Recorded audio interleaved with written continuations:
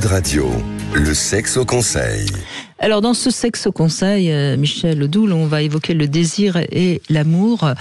Parce qu'on a tendance de temps en temps un petit peu à les confondre, surtout les femmes d'ailleurs, qui considèrent que si elles n'ont plus de désir, c'est peut-être parce qu'elles n'aiment plus leur partenaire. Et c'est d'ailleurs souvent ces femmes qui croient qu'il faut aimer pour faire l'amour. Alors bien sûr, derrière ça, il y a une culture morale qui est assez forte, parce que le désir, lui, n'est pas moral, hein, justement. Le désir, c'est un élan personnel qui vient de soi et qui se dirige certes vers l'autre. Mais en principe, on devrait avoir du désir en nous, hein, c'est-à-dire qu'on n'est pas obligé que ce soit l'autre qui éveille notre désir. On peut avoir du désir, et c'est d'ailleurs bien d'avoir du désir en soi.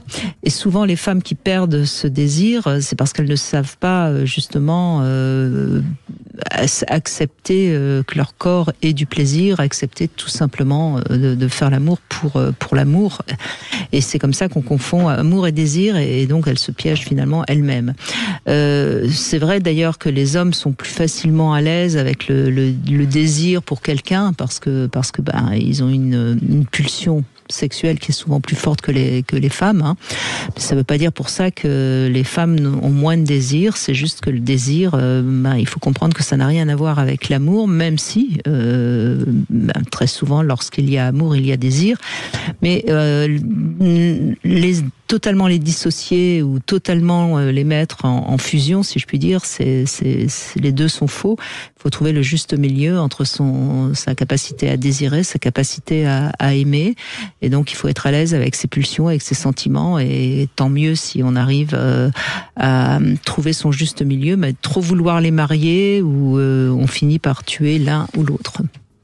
Oui, le désir est une pulsion de vie. Donc c'est quelque chose qui a à voir avec ce qui est, si je voulais caricaturer, l'animal qui est en nous. Mais l'animal dans le sens noble du terme. Oui, bien sûr. Ce qui est la vitalité animale, et etc. Et en cela, il se traduit dans le corps par des manifestations comme par exemple des vasodilatations, une plus grande vascularisation, une augmentation du rythme cardiaque, etc., etc. Et c'est souvent effectivement confondu avec l'amour, parce que l'amour peut aussi augmenter le rythme cardiaque. Sauf que l'amour n'est pas une pulsion, l'amour est un sentiment. L'amour est quelque chose qui se construit et qui existe à travers un certain nombre d'éléments qui sont des éléments qui appartiennent à chacun. C'est pour ça que nous ne sommes pas amoureux tous des mêmes personnes, heureusement.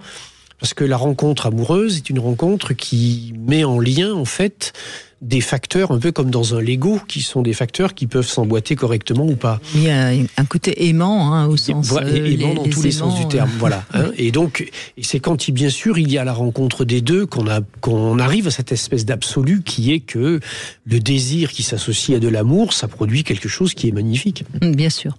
Mais il ne faut pas croire qu'il est obligé que les deux soient tout le temps liés, évidemment, comme il ne faut pas tout le temps les séparer.